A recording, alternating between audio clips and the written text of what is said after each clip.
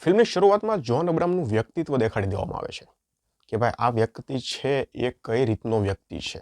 કારણ કે પછી આખી ફિલ્મમાં જ્હોન અબ્રાહમ આટલો બધો સુમસામ ને આમ ઉપરથી તમને એમ લાગે કે ભાઈ આ શું છે, પણ અંદરથી એની અંદર જે જ્વાળા, જે આગ છે એ શું કામ છે, એ બધા સવાલો તમારા મનમાં ન ઉઠે એટલા માટે શરૂઆતમાં જ એ ભાઈને આખું એનું વ્યક્તિત્વ, એનું જીવન, એનું જે હતું એ કયો કારણથી આ ભાઈ ઉપર કોર્ટ માર્શલ થયું છે ને એ બધું શરૂઆતમાં દેખાડી દીધું છે.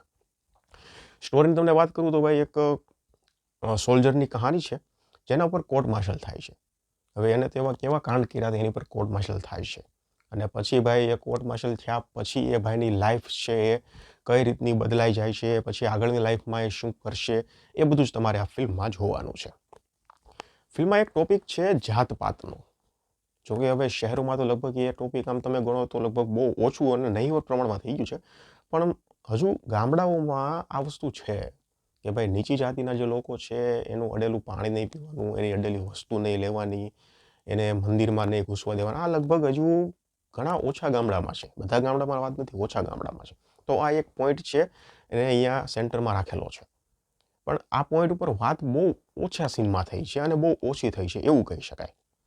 મને એવું લાગે છે કે જો તમે આ સેન્ટરમાં આ પોઈન્ટ રાખેલો છે તો પછી આના ઉપર થોડી વાત વધારે થવી જોઈએ હતી.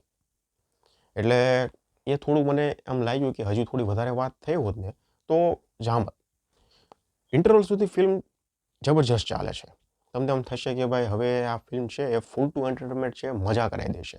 કારણ કે ઇન્ટરવલ સુધી શું થાય છે ખબર, આમ બધું રિયાલિટીની નજીક હોય ને એવું લાગે છે. ઓવર ધ ટોપ કાંઈ વસ્તુ જાતી નથી. એક્શન છે ફિલ્મમાં, પણ છતાં તમને એવું લાગે છે કે ભાઈ ઓવર ધ ટોપ નહીં જાય કાંઈ. કારણ કે બાકી કેવું જ્હોન અબ્રાહમની ફિલ્મમાં તમે જોયું જ હશે કઈ રીતનું એક્શન હોય અને એમાં પછી આપણે દિમાગનો લગાવવાનું હોય. એ કદાચ એક આમ મૂકો મારે તો કદાચ 4 જણા આમ 20-20 ફૂટ નીકળી જાય ને તો એમાં આપણે એમ જ જોવાનું હોય કે ભાઈ એક્શન છે એટલે આવું હોય. પણ આમાં ઇન્ટરવલ સુધી એવું નહીં લાગે તમને. પણ ઇન્ટરવલ પછી જે આખો બખેડો કર્યો છે ને ડિરેક્ટરે, એની તમે વાત જવા દો.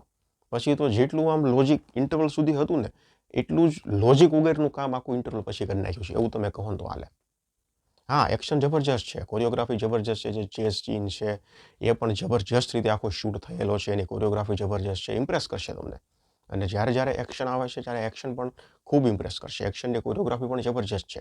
જ્હોન અબ્રાહમ એક વ્યક્તિને મુક્કો મારે છે અને 7 થી 8 ફૂટ દૂર પડી જાય છે તો તમને બિલિવેબલ લાગે છે. કારણ કે એ જ્હોન અબ્રાહમ છે. આગળની ફિલ્મો પણ એવું જ હતું. કારણ કે એનું તમે આમ કદ કાઠી જોવો, એની બોડી લેંગ્વેજ જોવો, એનું વ્યક્તિત્વ જોવો તો એમ લાગે કે ભાઈ નહીં, હા જ્હોન અબ્રાહમ મારી શકે. એટલે એ બધું બિલિવેબલ લાગે છે. એક્શન લવર છે ને એ લોકોને તો આ ફિલ્મ ગમશે. એમાં સ્પેશિયલી જ્હોન અબ્રાહમના જે ફેન છે, જે જ્હોન અબ્રાહમને એક્શનમાં જોવા માંગે છે, એને ગમશે.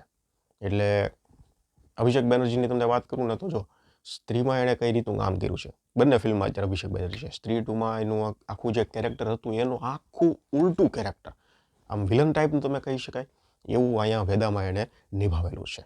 શર્વરીનું કામ પણ જબરજસ્ત છે. એ તમને આમ અમુક જગ્યાએ થોડું એનું કામ વીક લાગશે, પણ એને કામ તો ટક્કરનું જ કરેલું છે. એટલે ઓવરઓલ કાસ્ટિંગ જબરજસ્ત થઈ છે અને બધાનું કામ પણ સારું છે. બીજીએમ ખતરનાક છે. એક્શન સીન્સમાં પણ જ્યારે ચેસ સીનમાં બીજીએમ લાગે છે, એક્શન સીન્સમાં જ્યારે બીજીએમ સંભળાય છે, બધા બીજીએમ પરફેક્ટ સાથ આપેલો છે. પણ મ્યુઝિક કાંઈ નથી.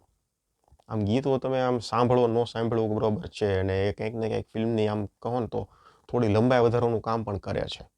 તમન્ના ભાટિયાનો કેમિયો છે, એનું કામ પણ સારું કહી શકાય એવું છે.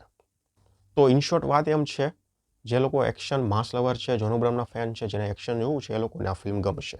બાકી સ્ટોરી આમ ઠીકઠાક પ્રકારની કહી શકાય અને જ્હોન અબ્રાહમને જે લોકો એક્શનમાં જોઈ અને કંટાળી ગયા છે અને એ લોકો એમ કહે છે કે ભાઈ આનું એકને એક જેવું કામ ને એકને એક જેવું બસ મારવાનું, ઉલાળવાનું, કાપવાનું, તો એ લોકોને કદાચ ફિલ્મ નિરાશ કરી શકશે. ડિસન્ટ ફિલ્મ કહી શકાય એવી છે.